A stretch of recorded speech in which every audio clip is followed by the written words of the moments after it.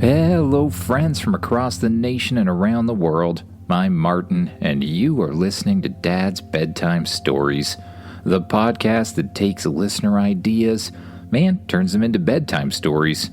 Now, as many of you may know, I'm currently on vacation. So tonight, I'm going to be treating you to Chapter 3 of my upcoming book, Unbound, Superhero Academy. A story about a kid named Alex who discovers he has the power to stop time. And, of course, is then, recruited to a superhero academy in the Canadian wilderness. I've been putting the chapters up on Patreon in an audio format, followed by a written format, as soon as I finish them. I think right now, at the time I'm preparing this, I'm up to Chapter 5. You can look forward to Chapter 4 next week, but after that, most of the rest of the story will be put up on Patreon. As always, I'm always looking to hear what you think about the episode, and even your ideas for what should happen next.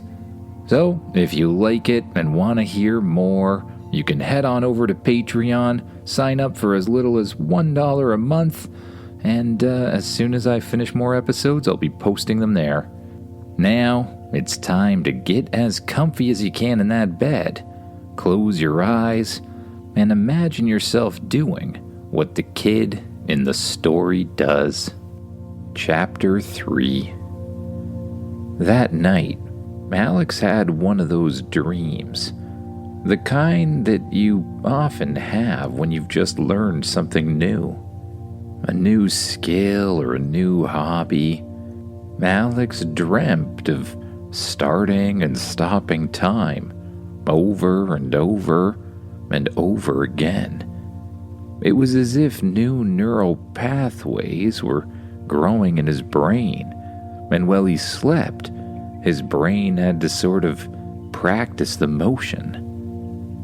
When he woke up the next morning, he wondered for a second if the entire thing was a dream. There was only one way to find out. Once again, Alex sat up in bed, stared at the clock, and willed himself to begin moving faster, or existing faster. His breathing began to quicken, his heart began to race, and sure enough, the second hand on the clock began to slow. Like last night, Alex hadn't been able to fully stop time, but he had slowed it down significantly. Now, to practice turning it back to normal. Alex focused on his breath. He noticed anywhere his muscles were holding tension, and with each out-breath, he allowed that tension to melt away. His shoulders sunk away from his ears. His face softened into a nice half-smile. And the clock began to tick at its usual pace once again. At breakfast, Alex couldn't help but practice some more.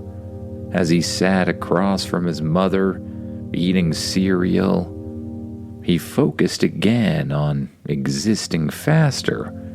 And again, before he knew it, he shifted. He watched as his mother slowly moved a spoon towards her mouth, slowly began to chomp down on cereal, and slowly asked Alex to pass the orange juice. Not ready to experience all of breakfast at this particular pace, Alex again allowed time to return to normal by simply relaxing his mind and his body. When Alex got on the bus, he again practiced, shifting his speed of existence faster and then slower, faster, and then slower.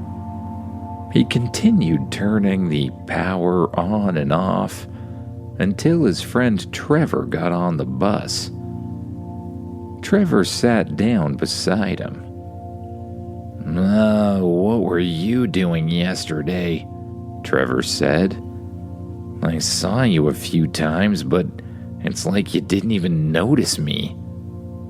"Oh," Alex replied. "Sorry, I just had kind of a weird thing happen, and I was thinking a lot." "What happened?"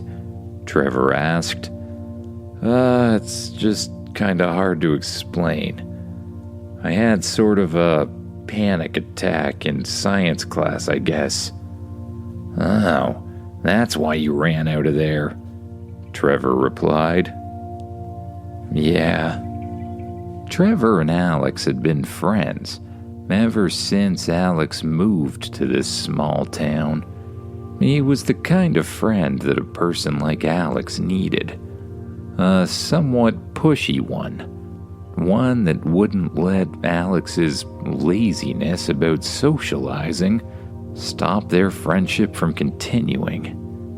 Alex thought about telling Trevor about the whole time manipulation thing, but again, he was pretty sure Trevor would think he was crazy. After all, Alex would seriously consider whether Trevor was crazy if he told him that he'd suddenly developed time manipulation powers. So he didn't tell him. They just talked for a long time, caught up on things until they finally arrived at school and the bell rang.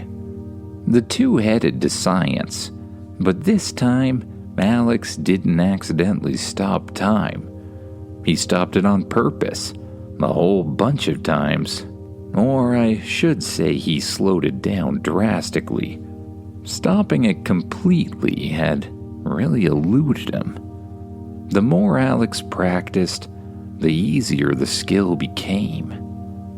Gym class is where things got very interesting.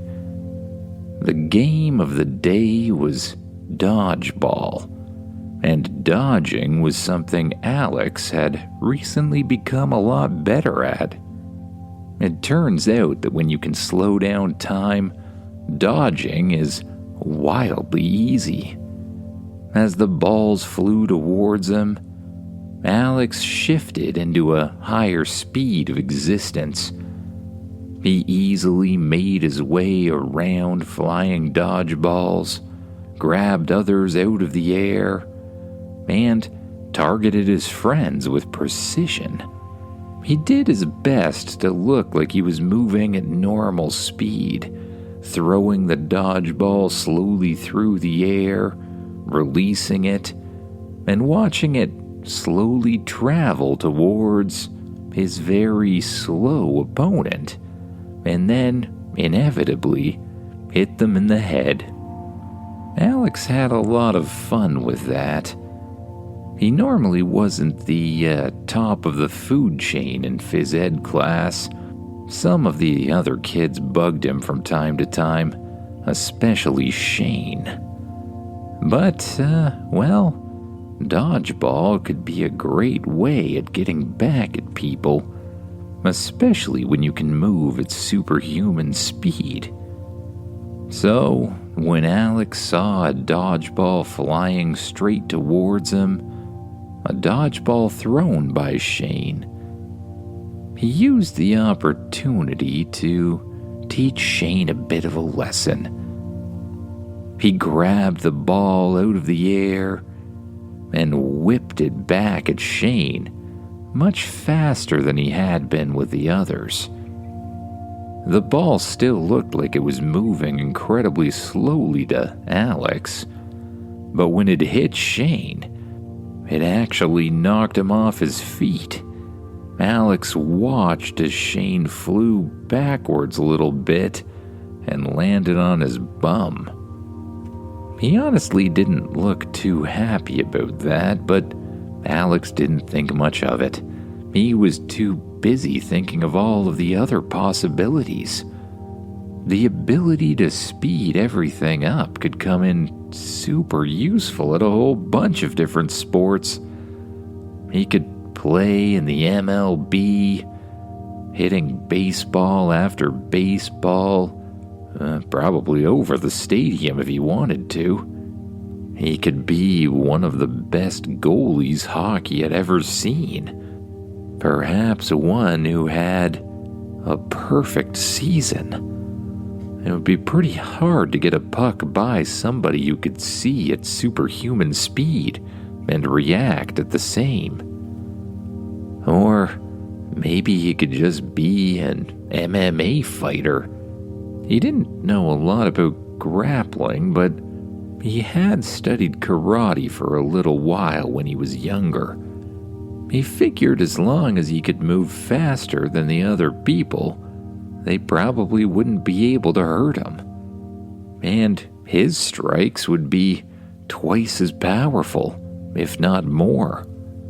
By the time lunchtime came, Alex was twice as hungry as normal. Probably because he'd actually been awake for longer than normal. Speeding himself up so many times meant that he'd lived more time than the others around him. He probably spent an extra hour or two compared to everybody else. Wait a second. Did this mean he was getting older faster than others? Maybe he should be careful how often he used this power. The rest of the day was fairly uneventful. He went to the rest of his classes, ignored the rest of his teachers while he daydreamed about making millions of dollars with his newfound superpowers. And then it was time to go home. He grabbed his bag from his locker, his friend Trevor beside him, and headed down the hall of the school. The most dreaded hall of the school. The bench hall. The bench hall was a place where some of the older kids, the grade 12s, would kind of sit on one side on a gigantic bench, while their friends stood across the hall and talked to them. The result was a hallway that was very uncomfortable to walk through at times, but it was also the closest way to the bus. As Alex walked by the group of kids sitting on the bench, he made eye contact with Shane. Shane looked, well, kind of upset, honestly. But Alex just kept going. Until, of course, his foot caught on something, and he fell down face first on the ground. Shane and all of Shane's friends began to laugh and probably point. Alex imagined they were pointing, and Alex became extremely angry. His ears started to burn. He began to breathe quickly. He jumped up to his feet, ran up to Shane, and pushed him as hard as he could. "What are you doing? You want to fight me or something?" Shane asked. Normally, Alex wouldn't have done anything of the sort, but he had a newfound confidence. He didn't think Shane could actually beat him in a fight. "Sure, if that's what you want to do. You're the one who tripped me," Alex responded. "Ooh," the crowd said, hearing the two taunt each other. "All right, if you want to fight, I'll give you a fight," Shane said, cracking his neck and then dropping down into a fighting stance. Alex stood slightly sideways, taking on a stance of his own. And as Shane started to move towards him, Alex slowed time once again, by speeding himself up, of course. With all of the practice he'd had, he could do it almost instantly, almost instinctually at this point. He watched as Shane's fist flew through the air. Alex tried his best to meet the same sort of pace that Shane was moving. He swept his arm to the side and then slowly slapped Shane across the face. He allowed time to return to normal for a minute and watched as everyone laughed. Everyone except Shane, that is. Shane then ran towards him, his fist in the air. Alex again slowed down time. He stepped to the side, blocking Shane's arm out of the way, very easily, I should mention. And then he moved to punch back, only with all of the adrenaline pumping. Alex didn't think. He moved at his normal speed, or a normal speed for him anyways, which in this case was 3 to 4 times faster than Shane was moving. As Alex's punch made contact with Shane's ribs, his ribs had no time to absorb the impact. They just broke. In a panic, Alex shifted back to normal time, and he heard Shane yell and drop to the ground. Shane's friends almost immediately shifted from laughter to serious concern. Some of them ran off to get help. Others bent down beside Shane, and Shane just yelled out in pain. "He broke my ribs. He broke my ribs," he yelled. Alex felt terrible. He'd meant to teach Shane a lesson, but he didn't intend to actually hurt him. He felt so dumb for having done this. Soon, Mr. Cunningham, the vice principal of the school, came running through the halls. "What's going on?" he asked. "Well," Sarah said, "Shane sort of tripped Alex, so then Alex broke Shane's rib." "What?" Mr. Cunningham said. He pulled out a walkie-talkie that was strapped to his belt and began to speak into it. "Mrs. Smith, call an ambulance right now. I think we have someone hurt badly. And everyone else, get out of here. You have to go home on the bus. I'll take care of Shane." When no one started moving, Mr. Cunningham raised his voice. "That is an order," he said.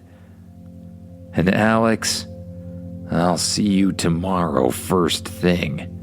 Expect a call to your parents tonight, too." Oh no, Alex thought, but not sure how he could help Shane and not sure what else to do. He headed towards the bus. "Whoa, that was crazy," his friend Trevor said as they headed towards the school bus. "I didn't know you could move like that. Do you know karate or something? You were like ninja fast. Kapow!"